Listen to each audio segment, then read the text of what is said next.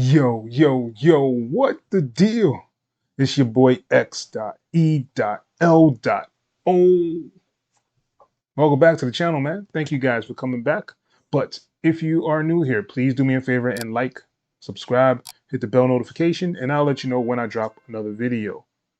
And if you are new here, make sure you leave below in the comment section. I'm new here. All right. So what we're going to do today is talk about the native instrument control keyboard that they just launched, the MK3s. I just got mine from Zounds. If you want to actually get one from Zounds, I have a link below in the description where you can actually go to Zounds and it'll help out the channel. So let's get into it and see what it's all about.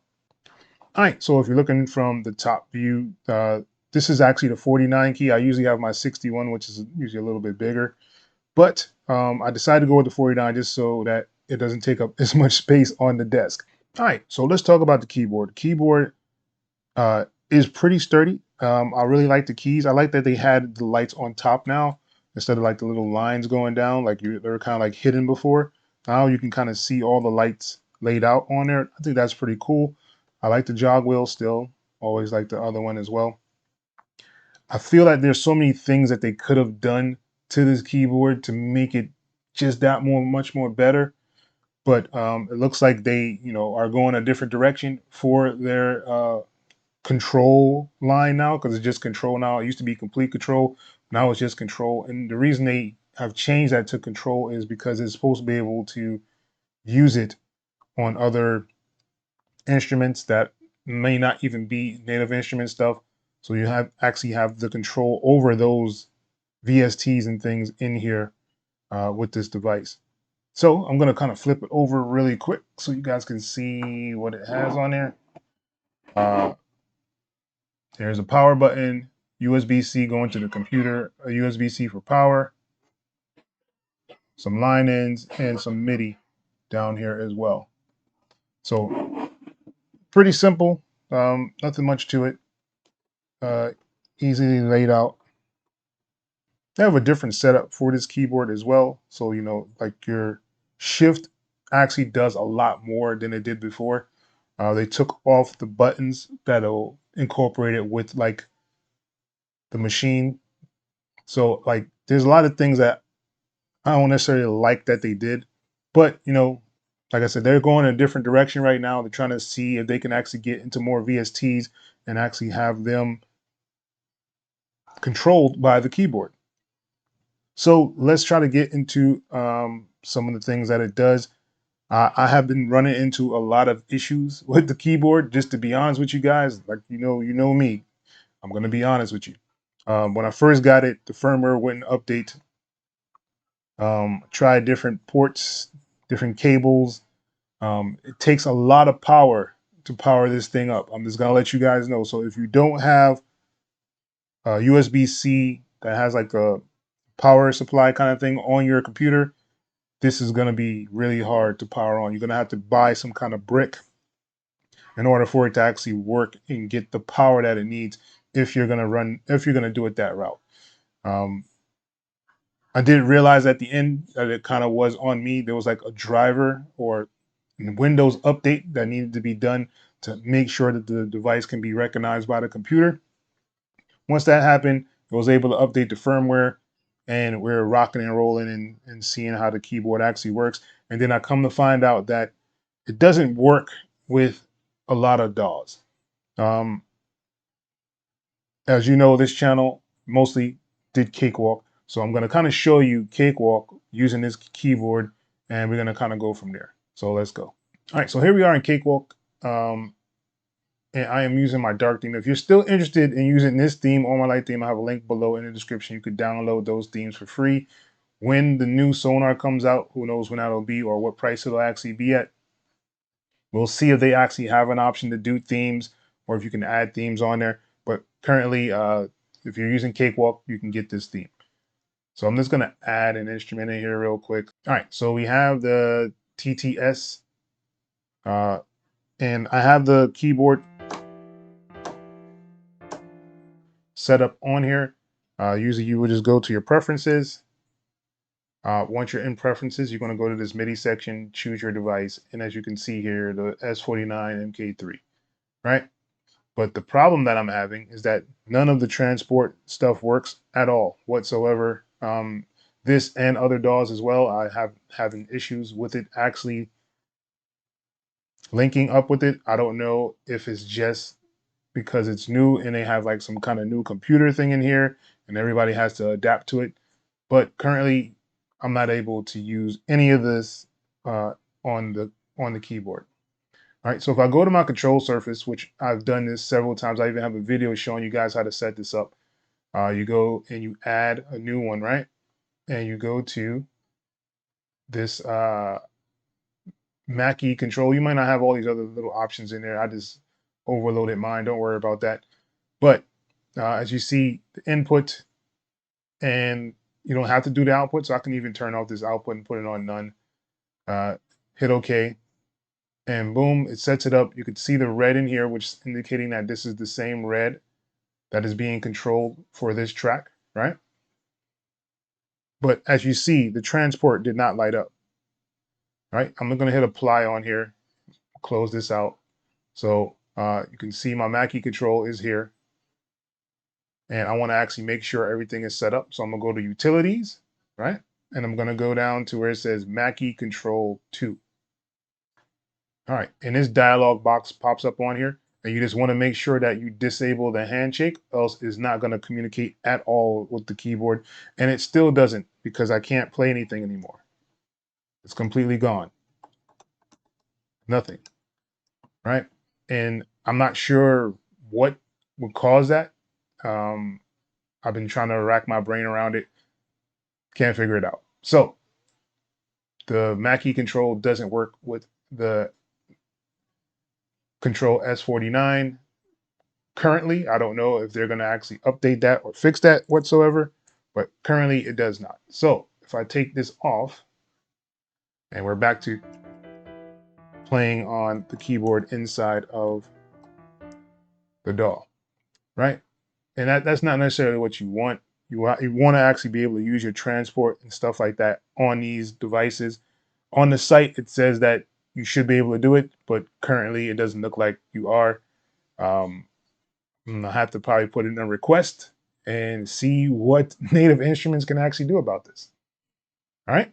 But they're probably going to tell me it's not supported by Cakewalk, so they're not really going to worry about it. But we'll see.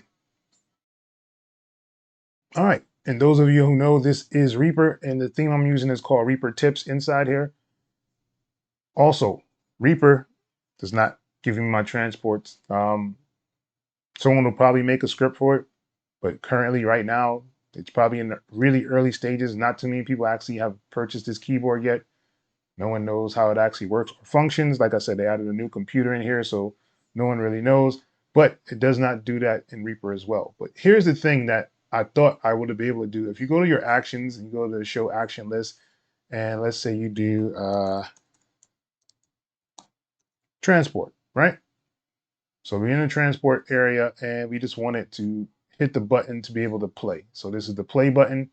So if I hit on add, usually I could just hit the button and it would pop up on here. But as you see, none of these buttons will pop up. So you can't even set up like your own thing inside of Reaper or Cakewalk to get the transport to actually work. If I move like a knob, it'll change it to the knob, as you can see, but you don't want a knob to be your play. So I'm not sure what has to be done to get that to work, but that's been a real big downer for me. But you know, um,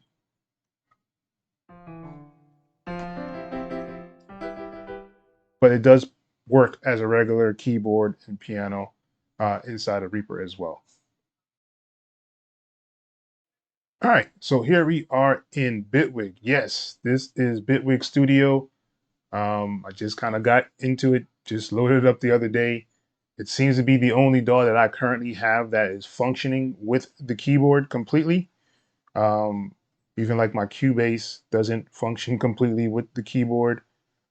So, so far, this is the only one where I can kind of see the screen and actually see some of the buttons on here, the DAW, the auto, the metronome, and tempo.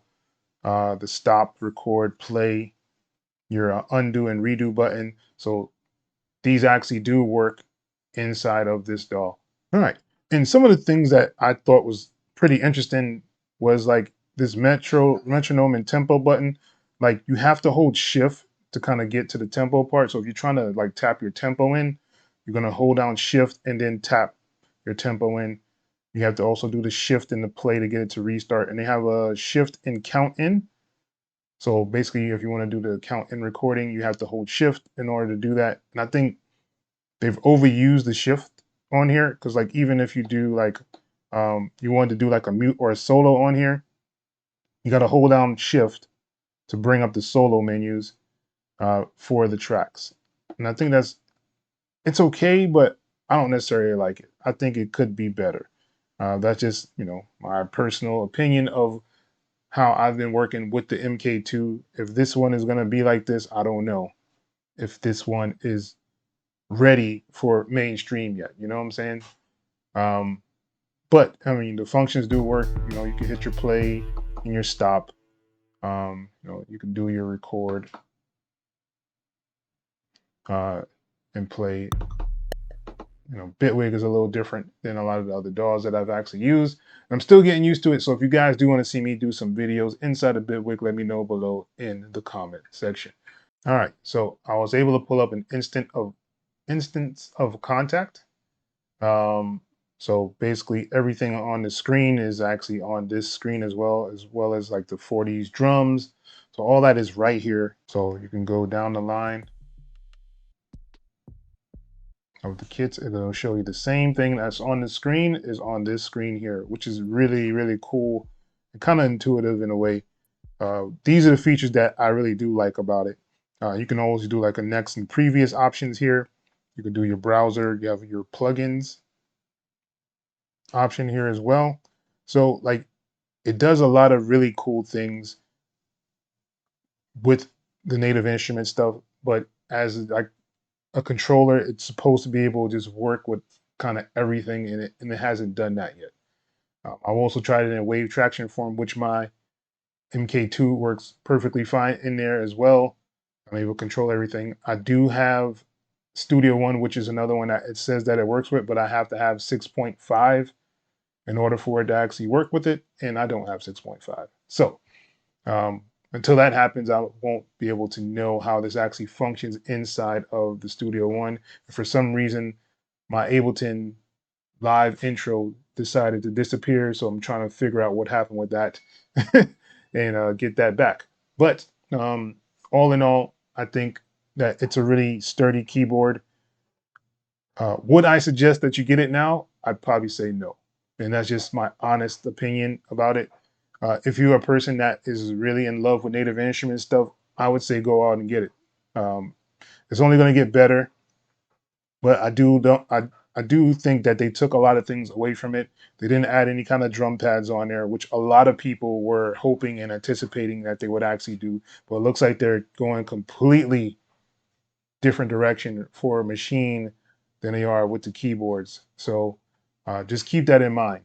So you don't have that same machine feel or synchronization that you did from the MK2 uh, with the machine software. All right. I guess pretty much if you want to actually get more details about it, there are a whole bunch of other people that do like the polyphonic thing that's on here and going through the other stuff. But me, I'm a personally, I like to just see if it's going to work with my DAW and in my workflow. And currently, I would say this doesn't because the DAWs that I actually use, it's not functioning with it. So with that being said, that's pretty much the end of this video. I hope you guys really enjoyed this one. If you have like any questions, comments, concerns, please leave them below in the comment section, and I'll get back to you as soon as I do see those on here. And like I said, if you are interested in actually purchasing any equipment, if you even get like the MK2, you can definitely click the link below to Zounds, and you'll be able to actually get that product. Like I said, usually don't do like any kind of background check or credit check, and it gives you like payment plans that you can use to work to get your devices. So I think that's really cool. And if you're actually interested, I do have a Discord server. where we actually have fun on there. We usually do something every Thursday night. We'll do like a live beat review, or I'll just go live and just hang out with you guys uh, right there in the server. If you have like questions about different DAWs, I have a whole bunch of different DAW sections that you can actually check out. But yeah, let me know what you guys want me to do. Do you want me to try to mess with some Bitwig videos, Traction Waveform, Ableton Live, Studio One? And if you are interested in Reaper, I do have a whole channel dedicated to Reaper because right now is my DAW of choice. It's just that good.